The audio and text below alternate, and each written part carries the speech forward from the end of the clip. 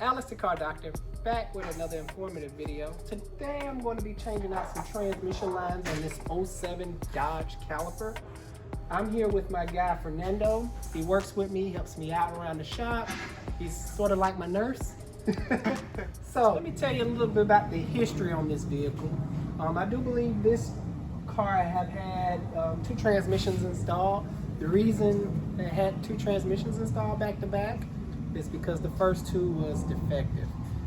Like I mentioned earlier, not a lot of people take care of these transmissions. They think they can just drive them and run them, and that's not the case. You have to change your fluid on the correct intervals or earlier. If you do need a transmission, the most important thing is to go remanufactured or new.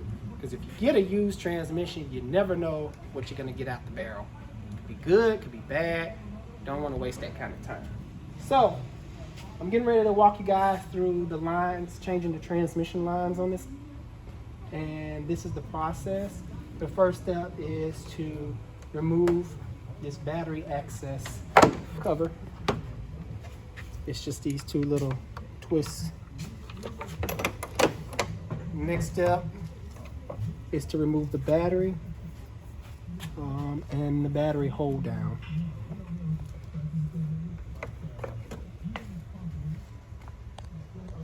We're going to take loose the batteries.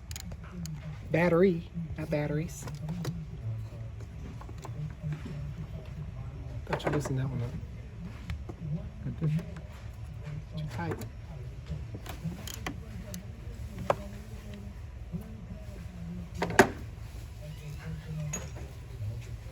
Sometimes you have to kind of spread these open a little bit, and it's still tight. Get some pliers.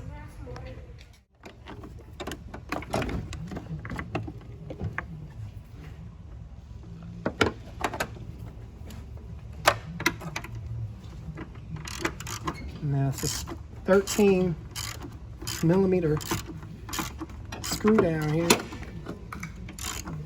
Remove it like so to get the battery out.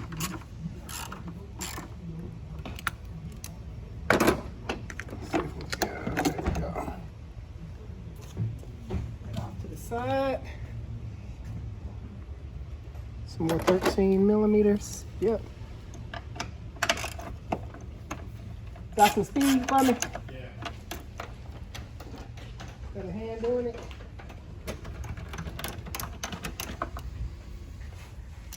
We're lazy. We don't really like to use hand tools. Here you go, nurse. Scalpel. Scalpel.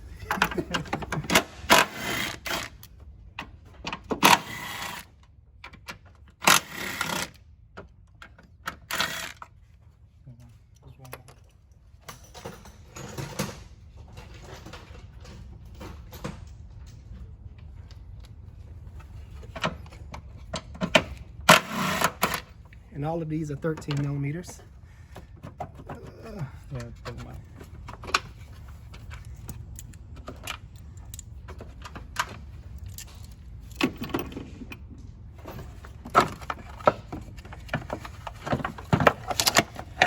Now, once we get this out the way, we should be able to see the transmission cooler lines.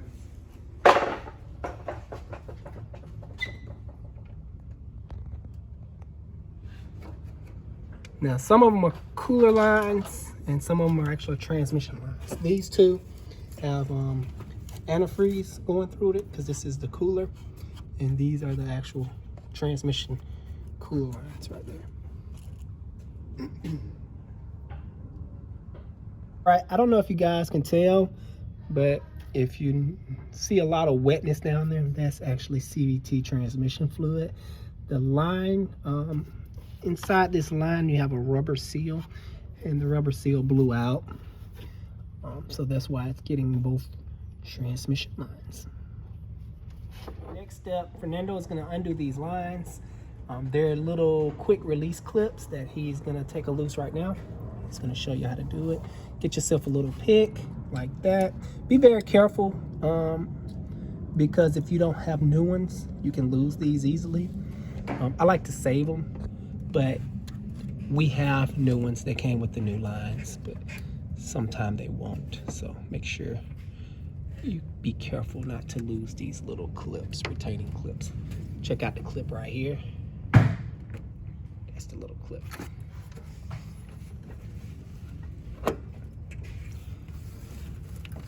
And you kind of give it a little wiggle and it should just pop right loose like so. And you can get to the next one.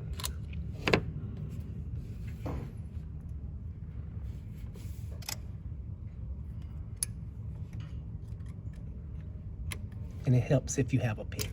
If you're trying to do it with a flat blade screwdriver, you're gonna struggle a little bit, but it can be done. So you can get you a pick with a 90-degree bend on it. And that clip just dropped. So that's how easy you can lose them. I think it hit the ground though. Now on the front part of this, there's screw-on lines. Can you point to where? Under this wiring harness here. You're gonna need a 16mm wrench to screw off these lines.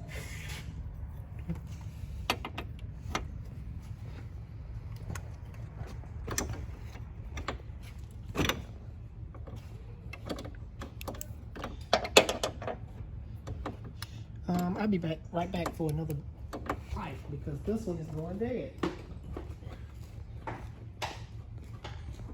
New light. Fernando already got the old hose off. Now the important thing, when you get these lines off, always match it up to the new line. Sometimes it could be a factory defect, they give you the wrong part. So make sure, always match it up to make sure it's the same. Because you don't want to get down in there. Sometimes it's in a very tight spot, these lines.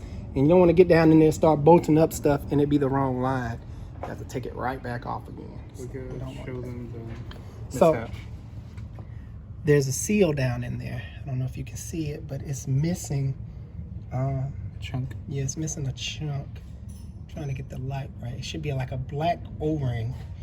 And I can kind of see it on camera. It's very hard, but it's missing a chunk of O-ring. We can pull it out. Yeah, that'd be good.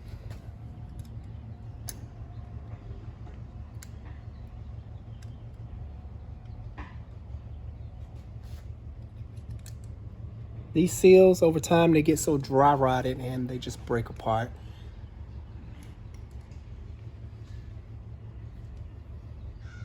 So it may not even come out in one piece. Does it feel dry? Not really. It feels it's getting there.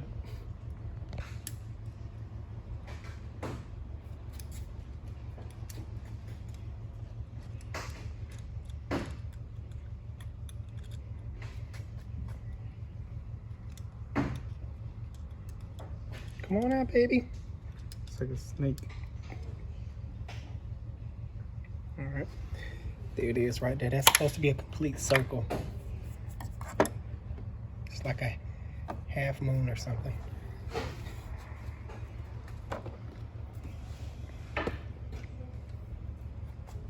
So the next step is to remove the other line. And remember the notation of where the lines go. That's very important because you don't want to put the wrong line in the wrong place.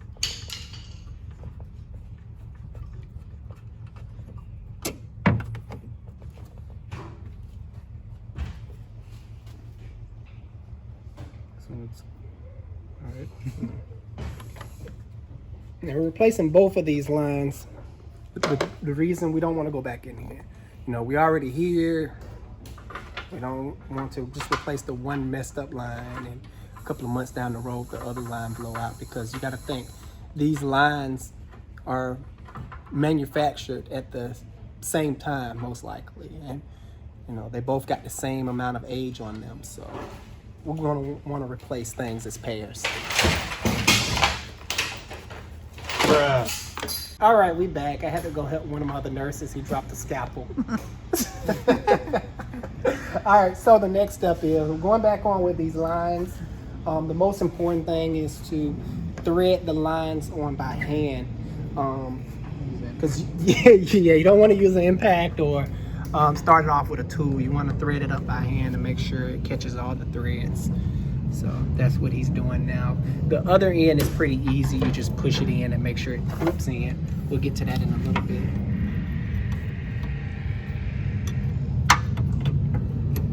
I know it's hard to get a shot, but we're doing our best. All right, Fernando got both of the lines tightened up, and he's getting ready to do the last part, which is the fun part, in my opinion, is just to push the lines in and make sure they're properly seated.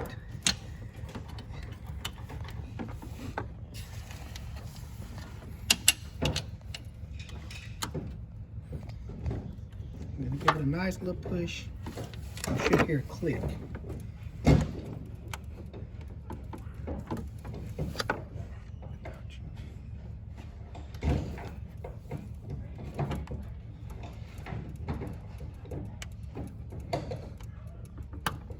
There we go. You heard the click?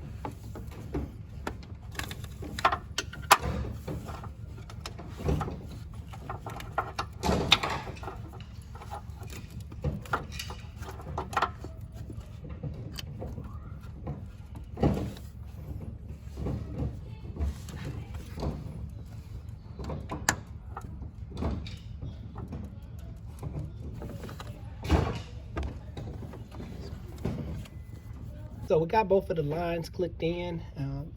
Last step is just give them a nice little solid tug outward to make sure they're not gonna blow off. And that is it. That wraps up that.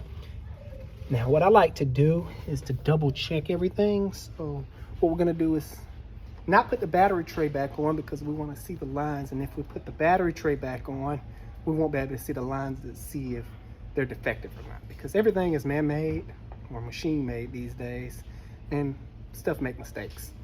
So I'm gonna top it off with transmission fluid because it's completely empty, and kind of set the battery in place so we can get it started. Now, this fluid is specific for CVT transmissions.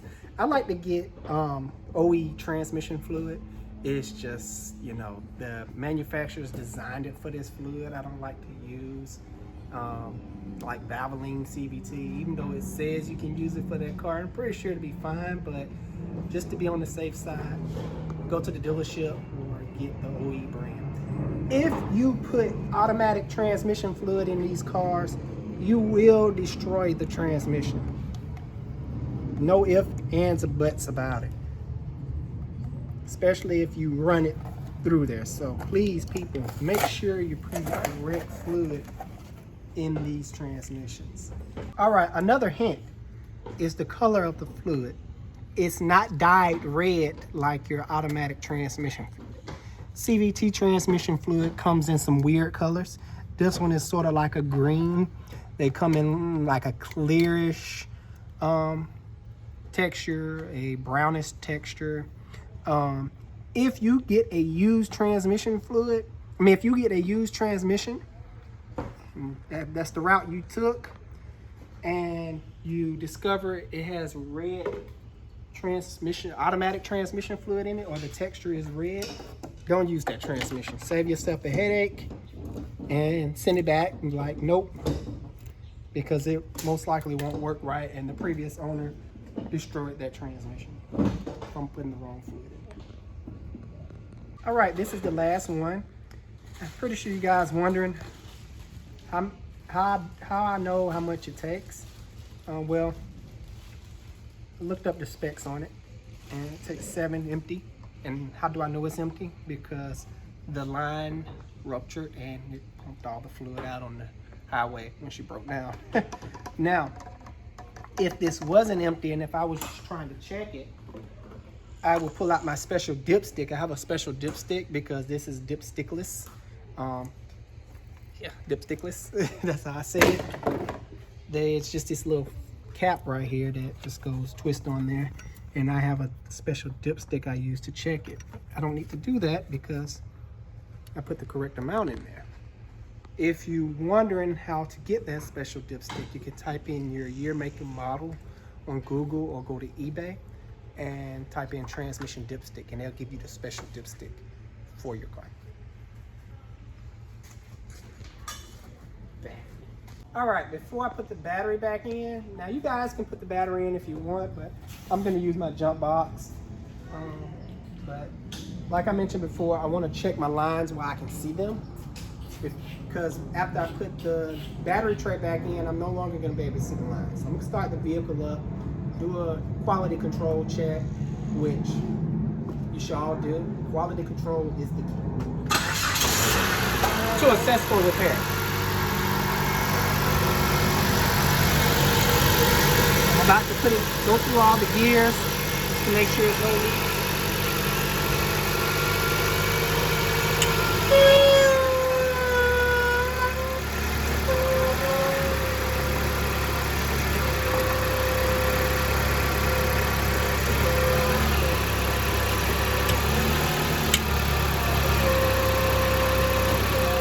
There's no leaks, all is well. This is a complete job.